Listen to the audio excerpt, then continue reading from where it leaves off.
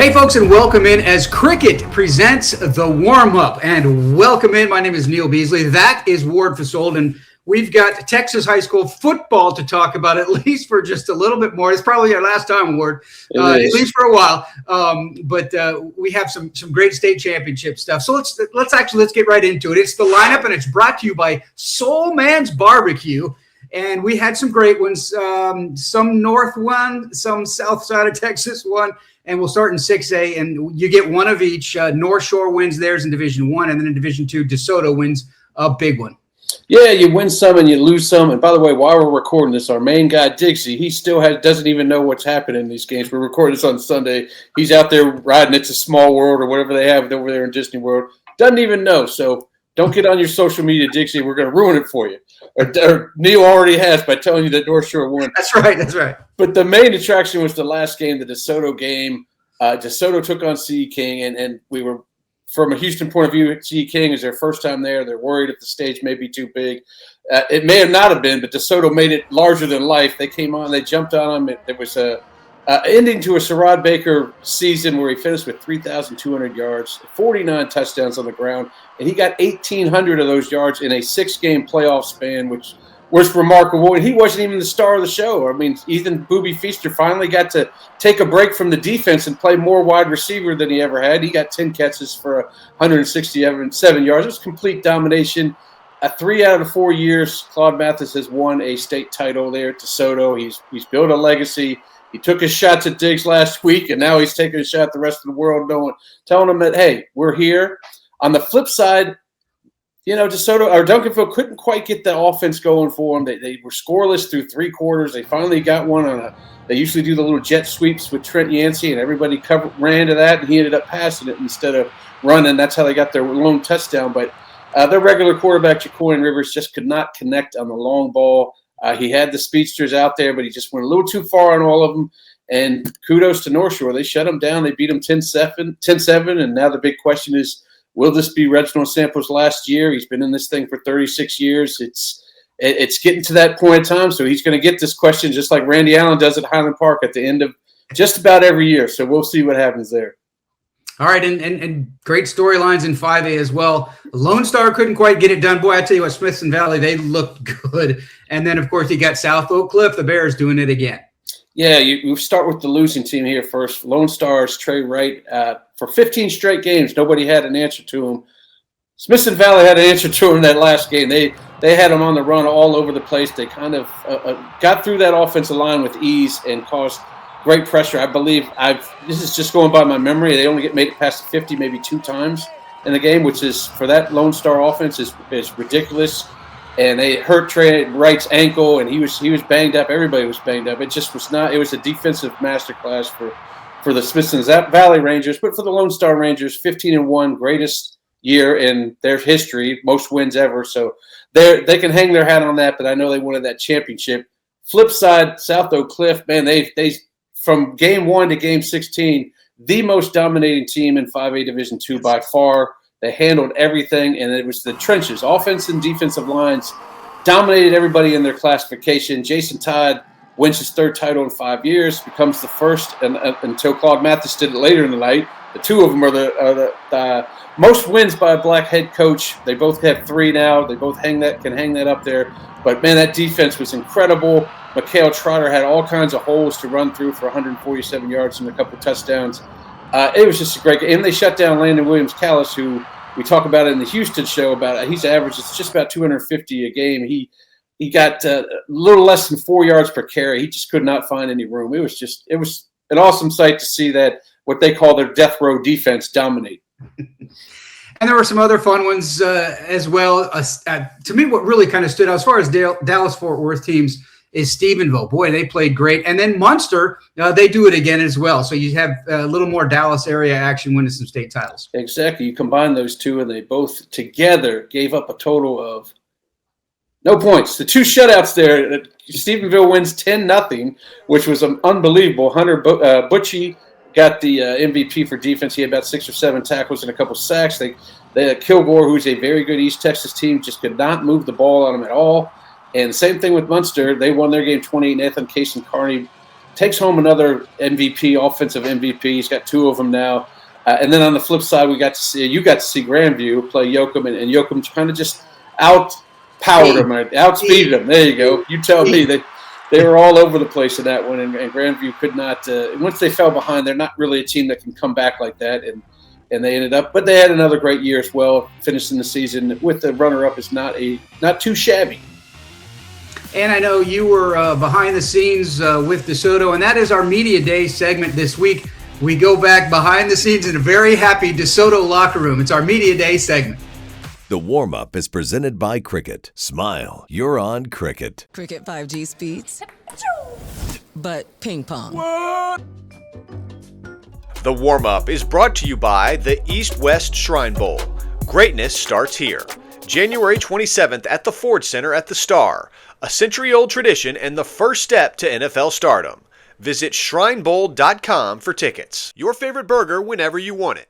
Whataburger is open 24/7, just like you like it.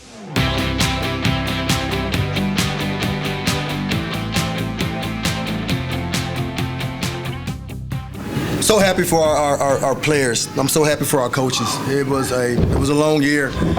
They counted us out at 0-2, and they just started to think that we wouldn't be the same. But I knew that I had a great staff and I had some great kids, and I had a young man right here that I knew that we could still get the things going in order to make us successful and win a state championship, and we did. So it was a tough, long year, but we did it.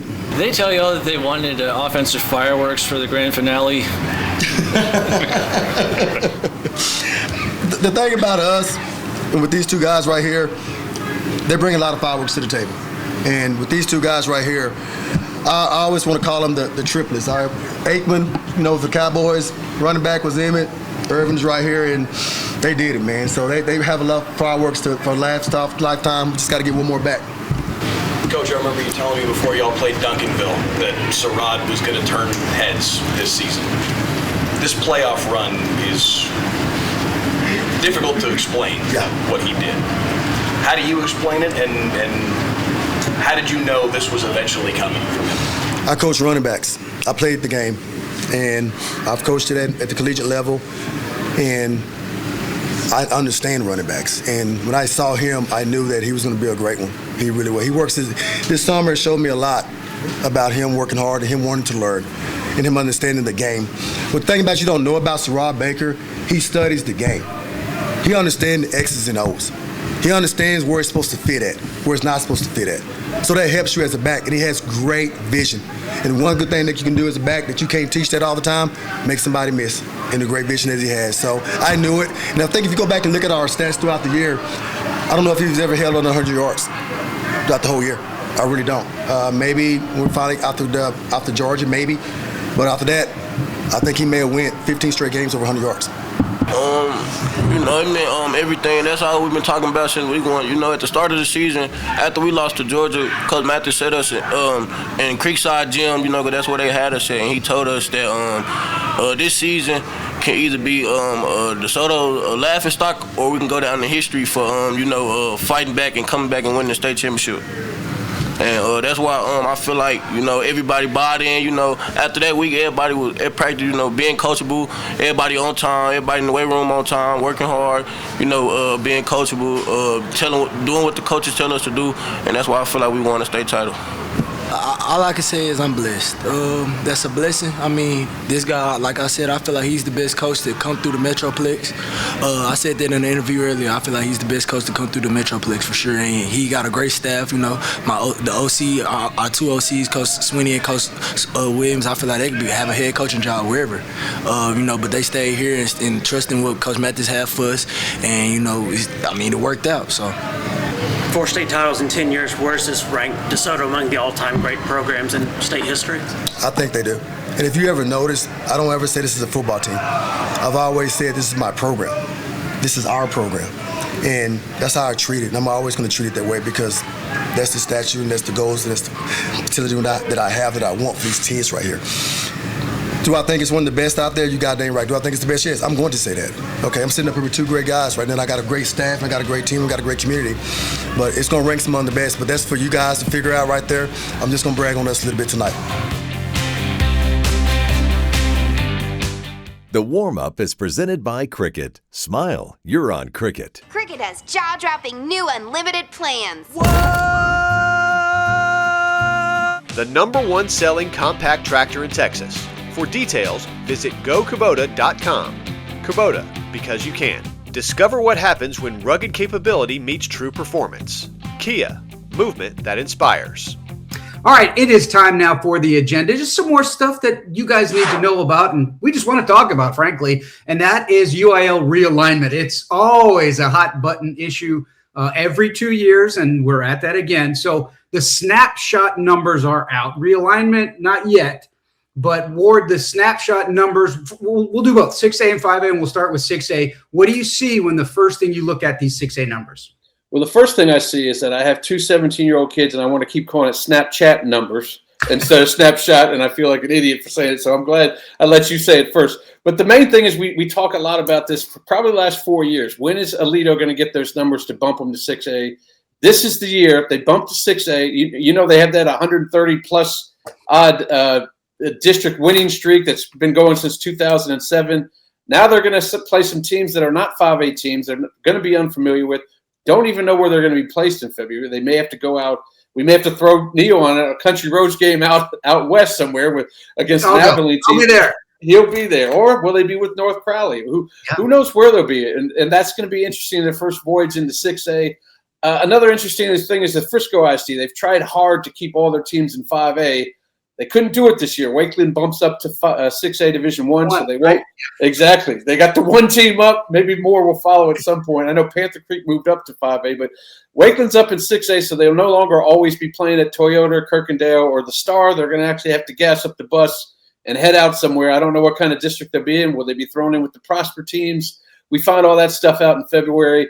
Other notable upgrades are Red Oak, who we'll probably talk a little bit more when we discuss 5A, but they're going to move up to 6A and probably fit into what we used to call the District of Doom. Whatever 11 6A will be, they'll probably be fitted into that district. And then 5A, we'll get to the other districts maybe in another time, or the other classifications, but we'll talk 5A. And that's a little different as well, because you've got the 6A above, but you've also got 4A. Some teams coming up, 6A going down, 5A going up, 5A going down. So when you look at 5A snapshot numbers, what do you think? Well, the most thing that let me do that again. Well, the most thing that gets my head, because my man Jason will cover this up, so we don't have to worry about it. Right. The thing that comes to my mind, first of all, is those DeSoto Eagles. They came in with snapshot. See, I almost got me say Snapchat again.